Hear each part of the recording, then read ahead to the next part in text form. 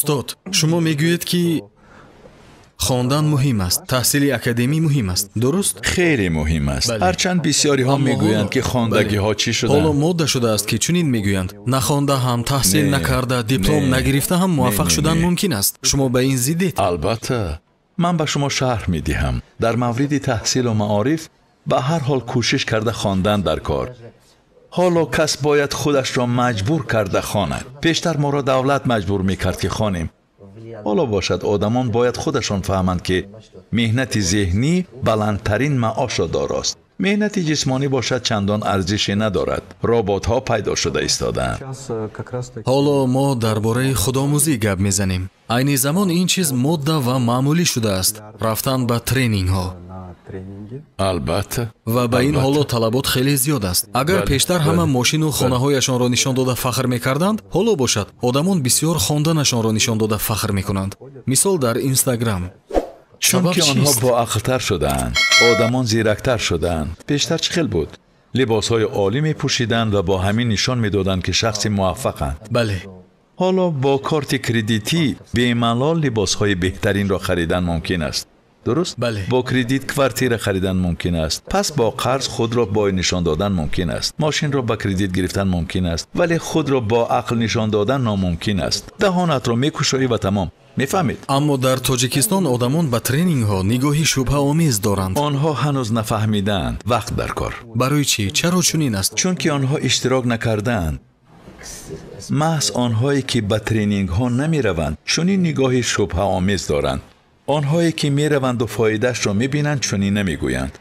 آنهایی که نمی روند علم تجارت را نخواندند تا حال چنین گمان می کنند که با لباس و تلفن بهترین آنها افضلیت دارند. برای این وقت در کار.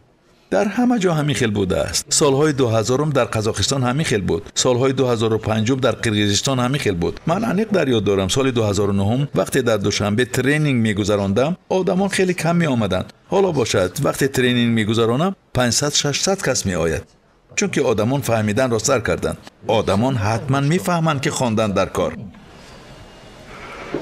استیون کووی میگوید که کس در 3 حالت میخواند.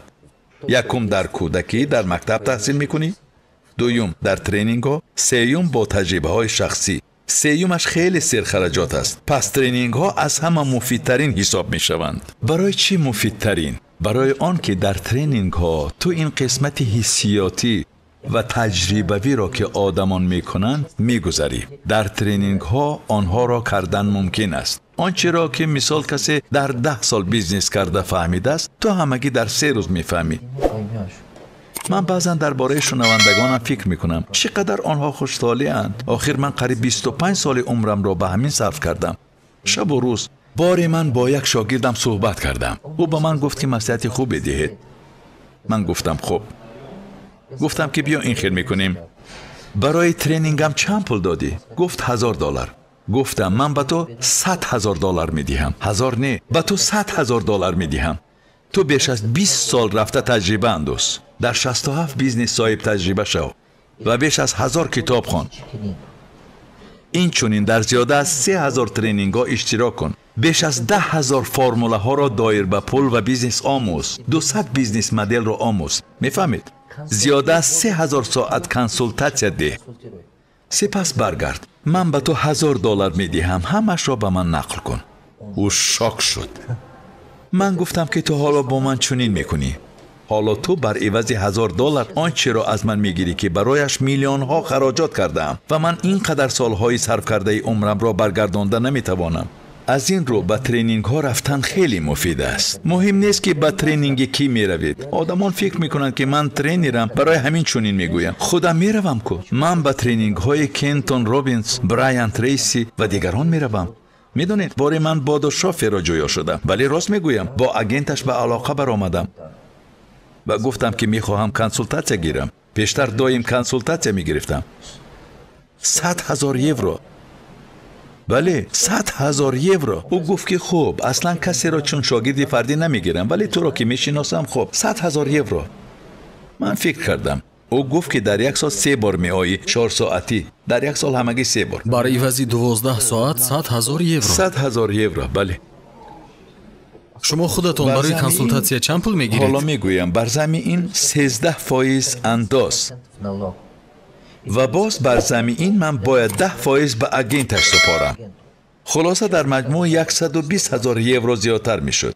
بعد با دلار حساب کردم قریب 140,000 دلار شد. سپس گفتم این خیلی باشد بیاید دیرتر. این پیش از ماه ینور بود، پیش از بحران کرونا ویروس.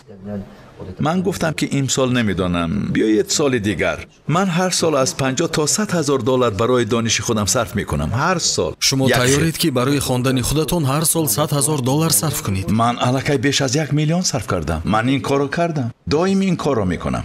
از انتونی رابینز پرسیدم. او گفت که خب بیا 250,000 دلار. صحبت ما با همین سر شد. یعنی اول پول رو ده بعد کنسولتاسیا میدیم گفتن؟ آیا میدونید که چرا باید همین خیل باشد؟ این درست باید است. همین خیل باشد چون که اگر این برای تو ضرور باشد برای این باید پرداخت کنی. بله. آیا میدونید که آدمان برای چی پول میدهند؟ نه برای دانش. وقتی انسان به ترینینگ میرود برای دانش پول نمیدهد، برای سطح و صفت زندگی آیندهش پول میدهد که آن را آرزو میکند. پول داده تو دانش ها را به دست میاری، در نتیجه به آرزویت میرسی. چطور آدمان میتوانند مناسبتشان را نسبت به ترینینگ ها تغییر دهند اگر آنها مشکلات داشته باشند، اگر رفتن نخواهند، اگر باور نکنند؟ آنها باید با کدام مقصد روند؟ سوال خوب بدادید. با نگاه چی کنید. هدف ها؟ وقتی آنها بیمار شوند و پول نداشته باشند کاری کرده پول را یافته به بیمارخانه میروند کو. برای آنکه بیماری بواسیرشان به عصبشان فشار میآورد، مجبور میشوند که این کارا کنند. این نیز همون خیل است. زندگی زمان حتما آنها را مجبور میسازد که یابند.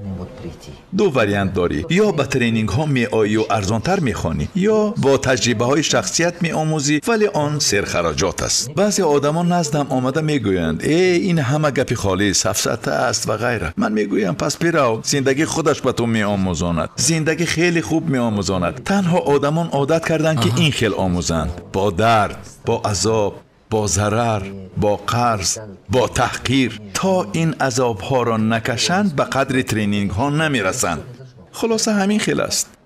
این مقرری است و برای عوض نمودن عادت در همه جا گفتن در کار است، در همه جا نشان دادن در کار، به طور عمومی نتیجه ها را نشان دادن در کار. من حالا چیکار میکنم؟ هر هفته در اینستاگرام خودم پریامای افیر میگذرانم، پخش مستقیم میکنم با یکی از راهبران شرکت هایم، راهبران شرکت های شخصیم. بعد به آخر رسانده با شاگردانم سر میکنم. شاگردانم به شمارند.